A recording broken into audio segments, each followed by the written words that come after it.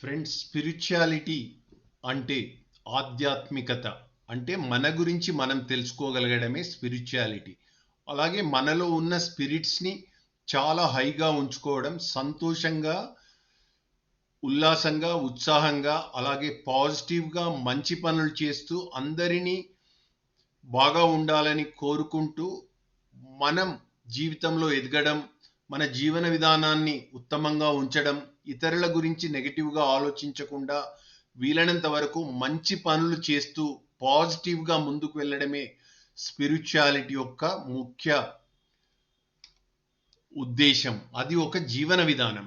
Spirituality మనలో పెరగాలంటే మనం ఈ ఫాలోయింగ్ ప్రాక్టీసెస్ ద్వారా స్పిరిచువాలిటీ ఆధ్యాత్మికతకు కనెక్ట్ కావచ్చు. దానిలో యోగా, ప్రాణాయామం, మెడిటేషన్ చాలా ఇంపార్టెంట్.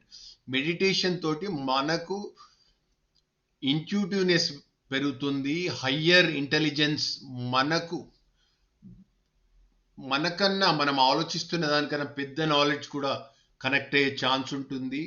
అలాగే మన మైండ్ చాలా బ్యాలెన్స్డ్గా, ఫోకస్గా ఉంటుంది. యాంగ్జైటీ, టెన్షన్, ఫ్రస్ట్రేషన్ లాంటివి ఉండకుండా హ్యాపీనెస్, కంటెంట్మెంట్, అలాగే పాజిటివ్ భావనలు ఉంటాయి. యోగా అనేది మైండ్ అండ్ బాడీ బ్యాలెన్స్కు హెల్ప్ అవుతుంది. అలాగే ప్రాణాయామం చేయడం వల్ల మనలో ఉన్న lungs, heart related problems, tensions, clarity లేనప్పుడు క్లారిటీ రావడం, ఇలా ఎన్నో ఉత్తమ విషయాలకు ప్రాణాయామం మనని కనెక్ట్ చేస్తుంది. అలాగే బాడీని ఉత్తమంగా తీర్చిదిద్దుతుంది. ఎన్నో ఎలిమెంట్స్ అంటాము, ఎన్నో దీర్ఘకాలిక బాధలు, రోగాలు, వాటన్నిటిని కూడా ఈ ప్రాణాయామ, యోగా, మెడిటేషన్ తగ్గిస్తాయి. అలాగే మనము ధ్యానము, అలాగే మనం ప్రార్థనలు చేయడం వలన, అలాగే మైండ్ఫుల్నెస్ పాటించడం వలన, సత్సంగంలో పాల్గొనడం వలన, అలాగే సమర్పణ, డివోషన్, మనం చేస్తున్న పని టోటల్గా సమర్పణతో చేయడం, అలాగే భక్తిని చూపెట్టడం, సత్సంగం చేయడం, సంగీతం మరియు వేడుకలు, నృత్యాలు, ఇలాంటివన్నీ మన ఆలోచన విధానాన్ని బ్యాలెన్స్లో ఉంచుతాయి. ఇలా చేయడం వల్ల మన ఆలోచన విధానము, మన క్లారిటీ అండ్ ఆల్సో మన ఇంటెలెక్ట్ అండ్ నాలెడ్జ్ కూడా షార్ప్ అవుతాయి. మన ఆలోచన విధానాలు ఉన్నతంగా, వెరీ వెరీ యాక్టివ్గా ఉంటాయి.